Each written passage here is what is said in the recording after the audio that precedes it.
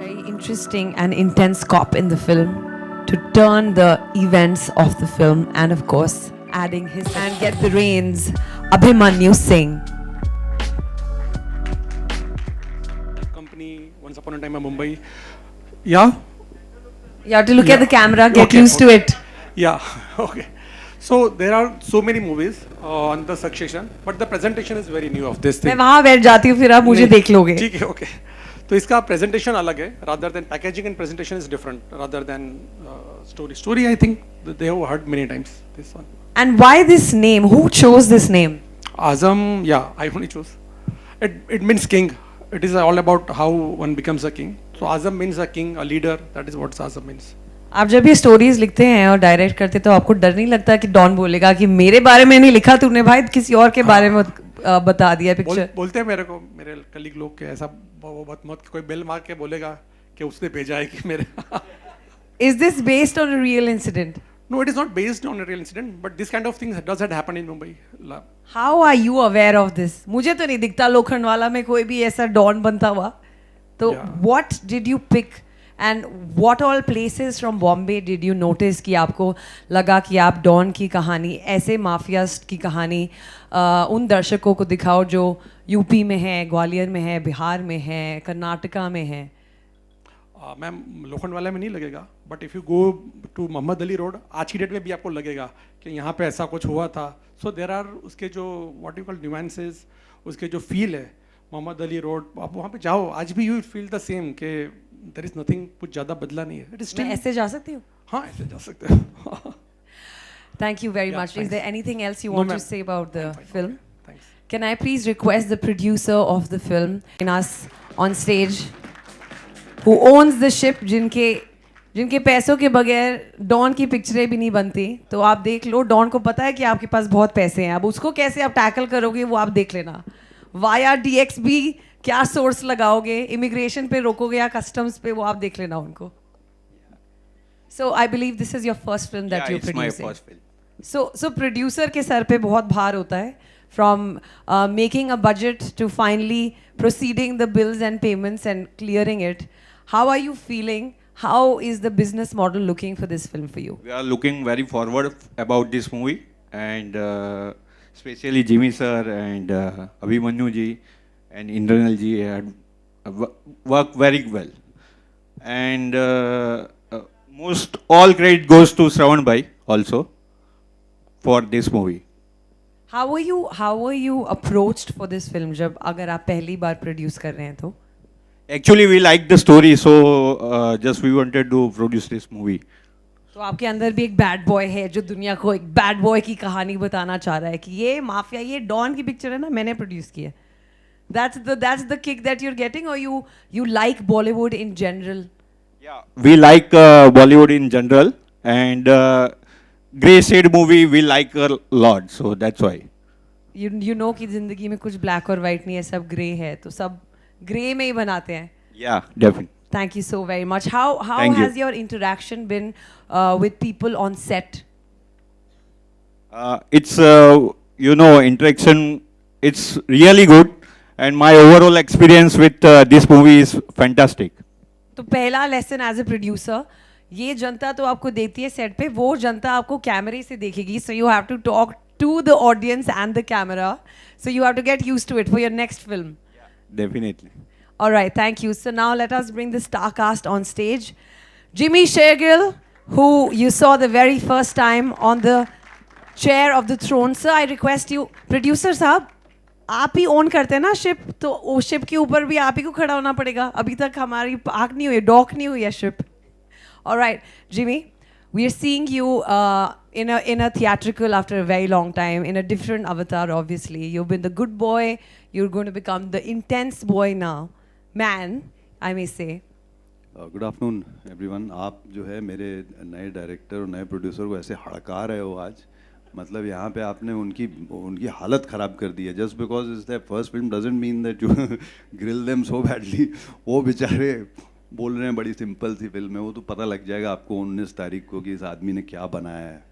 क्योंकि इनकी स्क्रिप्ट जब मेरे पास आई थी तो बड़ा वो सिंपल तरीके से हाथ जोड़ के बोल रहा है, बस बस ऐसी कोई चीज़ नहीं है जो आपने पहले नहीं देखी है, 19 को पता लगेगा आप पहली बार क्या देख रहे हैं। बट बड़ी अजीब सी कुछ छोटी छोटी कहानियाँ हैं इस फिल्म को लेके। ये जब मेरे पास मेरे बंदे भी यहीं पे हैं, अक्षय एंड ऑल, कहाँ भैया हाथ खड़े कर दो। सो हाँ, देयर ही इज़। तो इनको आई थिंक श्रवण जी ने फ़ोन किया होगा, तो इनको ये पूछते हैं कि अच्छा क्या है ये, मतलब किस बारे में कुछ ब्रीफ दे सकते हैं। तो उन्होंने प्रेजेंटेशन भेजी होगी और बताया भी होगा कि एक रात की कहानी है और 25-30 रातों की शूटिंग लगेगी। वो अक्षय को पता है ये रात की शूटिंग तो करता नहीं है, तो खड़ाक से उसने वो सीधा ही मतलब एक तरीके से वो कर दिया। जब उसने मुझे बताया कि एक ये है, एक ये है, एक ये है, और फिर एक ये 25-30 रातों वाली कहानी है, मैंने कहा कि भूत की पिक्चर बना रहे हैं। तो क्योंकि मैंने करी हैं कुछ भूत की पिक्चरें, एक रात की कहानी पूरी रात 40 रातें में लगा हो तो खुद भूत बन गया था मैं। तो मैंने कहा यार ये तो नहीं होगी, चलो वो कहानी वहाँ ख़त्म हो गई। उसके बाद स्क्रिप्ट्स आती हैं, मुझे पढ़ने का बड़ा शौक़ है, तो मैं स्क्रिप्ट्स पढ़ रहा था और पढ़ते पढ़ते बीच में एक अचानक से स्क्रिप्ट आती है जो कम्प्लीटली हिंदी में लिखी हुई है, देवनागरी में, और मेरा ये था कि यार ये क्या है, और मैंने ऐसे ही उसको पढ़ना शुरू किया और मैं 2 घंटे तक लगा रहा उसको पढ़ता रहा। काफ़ी डिटेल्ड स्क्रिप्ट थी और इतनी पसंद आई कि मैंने अक्षय को फ़ोन किया। मैंने कहा यार ये कौन सी फिल्म है, ये कौन है, ये तो बहुत कमाल की फ़िल्म है। तो बोले इनको तो हमने ना कर दी थी, ये रात वाली, ये एक रात की कहानी है और ऐसे ऐसे करके ये सारा कुछ हुआ है। मैंने कहा बॉस उसको फ़ोन लगाओ, कौन है वो आदमी, ये क्या कमाल की स्क्रिप्ट इस आदमी ने लिखी है। और लकीली शायद मेरी किस्मत थी कि उन्होंने तब तक जो है वो किसी को कास्ट नहीं किया था उसमें, और finally I got to do this film. So ये कहानी है मेरी इस स्क्रिप्ट को लेके। और एक हमारे अभिमन्यु जी हैं जो सिर्फ नरेशंस जो हैं वो लेते हैं, तो इनको नरेशन दी गई तो इन्होंने बड़े आराम से बोला कि सर जो है वो मैं स्पेशल अपीयरेंस मुझे अब जब 19 को पिक्चर देखोगे आप तो आपको पता लगेगा कि वो स्पेशल अपीयरेंस है कि मेन रोल है। तो ऐसे ऐसे बड़े अजीब किस्से हुए हैं इस स्क्रिप्ट के साथ। और उसके बाद ये फिल्म की शूटिंग हुई। हमने भी कहा कि ठीक है करेंगे 25 रात 30 रात इस फिल्म को। कुछ दिन हम लोगों ने एक्स्ट्रा भी लगाए क्योंकि you felt so connected with a story like this. I think ऐसी कहानियाँ जो हैं जो इतना बढ़िया बैलेंस कॉमर्स का और सिनेमा का लाना जो है और वो करना, I think the credit goes to the director and the producer जिनको आप हड़का रहे थे। अब डॉन की पिक्चर है ना, थोड़ा मूड में आना पड़ता है। Thank you Jimmy. Can I please request Abhimanyu Singh, who is the son of the don, जिनके राइज के लिए ये पिक्चर बनी है, to join us. Thank you. Hello, everyone. So you are, as Jimmy told me that you were planning to do a special appearance. तो ये special appearance main role तक बनते बनते उसमें आपका कितना हाथ था और आपको क्या लगा कि थोड़ा और special कर देते, मसाला और डाल देते? नहीं, frankly speaking, जिमी ने बोला वो सही है because मेरे डेज कुछ कम लिए जाने वाले थे। तो मुझे लगा इतने कम दिन में शूटिंग कर रहा हूँ तो यार रोल तो बहुत ज़बरदस्त है, धमाकेदार है, तो ठीक है अगर स्पेशल अपीयरेंस देंगे तो करूँगा। तो तुरंत तैयार हो गए। जब मैंने फिल्म देखी तो I was amazed, I was shocked कि वो मेन लीड है और हम तीनों ही मतलब एक बहुत ही लेयर के ऊपर काम किया है डायरेक्टर ने। जैसा जिमी ने तो तारीफ़ के कोई शब्द छोड़े नहीं, फिर भी मैं ये कहना चाहता हूँ कि मैंने भी अंडर एस्टिमेट किया इनको। मुझे लगा हाँ थॉटफुल डायरेक्टर हैं और अच्छा काम कर रहे हैं, मगर जिस तरह से इन्होंने इसको डायरेक्ट किया है, कुछ नहीं होते हुए भी आपको उस दुनिया में वो पहुंचा देते हैं। काफ़ी ऑथेंटिक लगता है आपको बैठ के वहाँ पे देखते हुए कि आप उस दुनिया में काफ़ी टाइम के बाद फील करेंगे कि हाँ अंडरवर्ल्ड की दुनिया की खुशबू आ रही है फिर से। ऐसा इन्होंने कुछ क्रिएट किया है, कम बजट में किया। प्रोड्यूसर की भी तारीफ़ करनी पड़ेगी बिकॉज ये स्टोरी को इन्होंने पहचाना, एक्नॉलेज किया कि इस स्टोरी में इतना पोटेंशियल है। एंड थैंक गॉड जितने हम लोग एक्टर्स ऑन बोर्ड आए सबको इमीडिएटली पता चला कि यार ये कमाल की फिल्म बनने वाली है, और हम सब ने जितना हो सकता है इसमें कोशिश की कि अच्छी फिल्म बन जाए। So since you spoke about how the film was shot. तो आपके dialogues क्या थे director जी के साथ, और आप दोनों as actor director, what was your equation on set? Actors obviously same fraternity के हैं, so the bonding is different. But No, I always believe in the fact that the day I come in front of the director, I have to trust him, and I always do that. Be it a first timer or a very experienced director, मैं उनको same तरह से importance देता हूँ, because मुझे as an actor लगता है कि अगर मैं ज़्यादा इंटरफेयर करूँगा तो हर फिल्म में मैं सेम दिखूँगा, सेम रहूँगा. तो किसी भी डायरेक्टर का फीडबैक लेना इसलिए मेरे लिए बहुत इंपॉर्टेंट होता है, बिकॉज डायरेक्टर आपको एक अलग नज़रिए से देखता है. जैसे इस फिल्म में जब आप मुझे देखोगे तो आपको लगेगा कि हाँ, ये अंडरवर्ल्ड का लड़का है, और वहीं पे अब ब्रिंगिंग हुई है समहाउ. जैसा लुक डिज़ाइन किया गया तो वो डायरेक्टर ही लेके आता है. मैं पूरा क्रेडिट इसमें डायरेक्टर को दूंगा. so we've seen you in different roles, negative and of course different grays. तो इस पिक्चर में वैसे तो आप एक डॉन के बेटे हैं, बट आप पॉजिटिव हैं या नेगेटिव हैं या ग्रे हैं? इसमें कोई भी पॉजिटिव या नेगेटिव नहीं है, सब लोग ग्रे हैं. इस फिल्म की एक खास बात है कि इसमें कोई ब्लैक या वाइट नहीं है. सारे कैरेक्टर्स ग्रे हैं और अपनी जगह सब सही हैं. और जैसा डायरेक्टर ने नाम रखा है आज़म, हर किसी को आज़म बनना है, और हर किसी के दिमाग में एक गेम चल रहा है, और हर कोई बुरा है. हर कोई बुरा है. Can I request the third pillar of the film, who's playing a good cop in bad situations, Indraneel Sen Gupta, to join us on stage, please. Thank you. Thank you. So Indraneel, you playing a cop, and पिक्चरों में पहले देखा जाता था कि police काफ़ी बाद में आती है.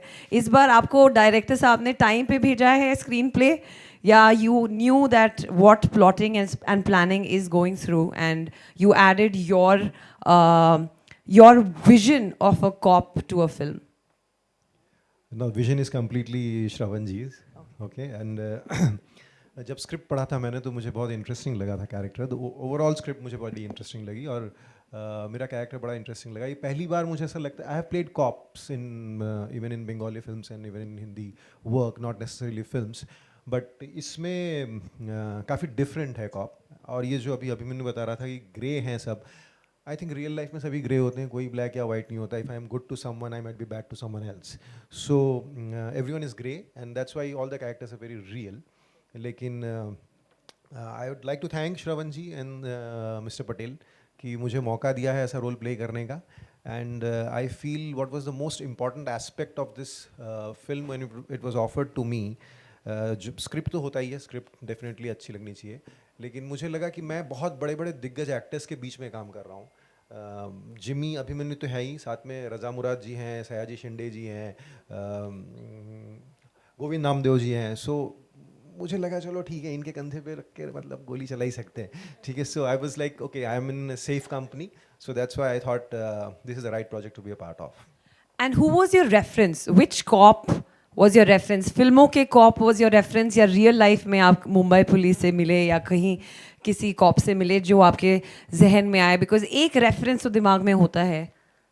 No, actually, ये मतलब this is a thing about me that I do not like referencing, and I do not like, I never like referencing. ऐसा नहीं है कि मैं अपनी तरीके से करूँ, ऐसा नहीं, लेकिन मुझे ऐसा लगता है कि I'll be more honest to it if I try and do it my way, sticking to the script and sticking to the vision of the director. So मैंने वही कोशिश करी है. I never tried to कि और कोई बड़े cops का वो कुछ देखूं या उनके बारे में पढ़ूं, ऐसा नहीं किया. I just try to be honest to the script, और श्रवण जी ने जैसा मुझे गाइड किया या मेरी तरफ से मैं जितना दे पाया बस उतनी ही कोशिश करी है मैंने. So I have always approached characters like that.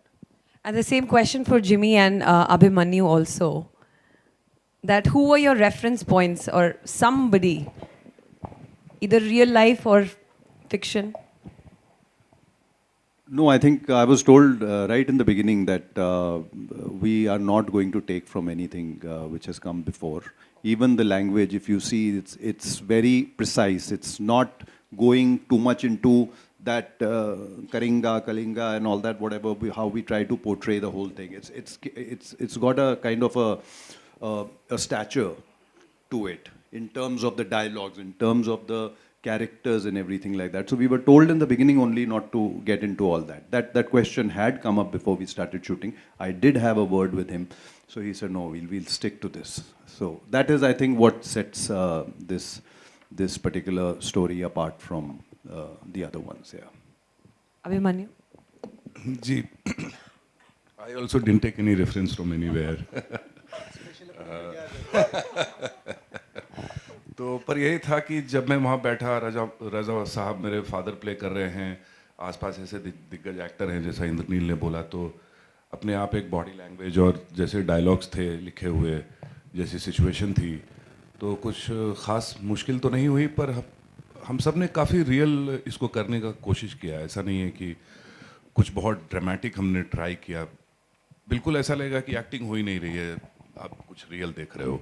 इसीलिए शायद ये ऐसी दुनिया क्रिएट हो पा रही है. एक चीज़ मैं मेंशन करना चाहूँगा जो आई थिंक यहाँ पे स्किप हो रहा है, वो ये है कि आई थिंक बाकी चीज़ों का मुझे पता नहीं है, हर फिल्म अपना फेट लेके आती है, कल उसका क्या होता है क्या नहीं होता है, but definitely for students of cinema in terms of screen writing, screen play जिसको बोलते हैं हम लोग, उस चीज़ के लिए ये एक स्टडी बनने वाली है फिल्म. ये 100% मैं बोल सकता हूँ. That is the credit that goes to Shravan ji. Is I think that screenplay, the way it goes, that will become a case study later on. 100%, I'm 100% sure about it. हाँ, बिल्कुल सही कहा आपने. जैसा जिस लेयरिंग पे काम किया है डायरेक्टर ने, जैसे प्याज की परत होती है, एक परत उतरी तो उसके ऊपर दूसरी है, फिर तीसरी, चौथी, कुछ मिलता नहीं है फाइनली आपको. तो वैसा कुछ क्रिएट किया है. एक बहुत ही यूनिक स्ट्रक्चर है जो मेरे लिए शॉकिंग था, जैसा मैंने शुरुआत में कहा. तो प्लीज. एक्चुअली ऐसा है, if you can't do the great things ना, then do the small things in great ways. So that's what we have done. So all credit goes to Shravan ji and Azam team. Thank you. ये देखिए 10 minute में कायम हो गए. देखा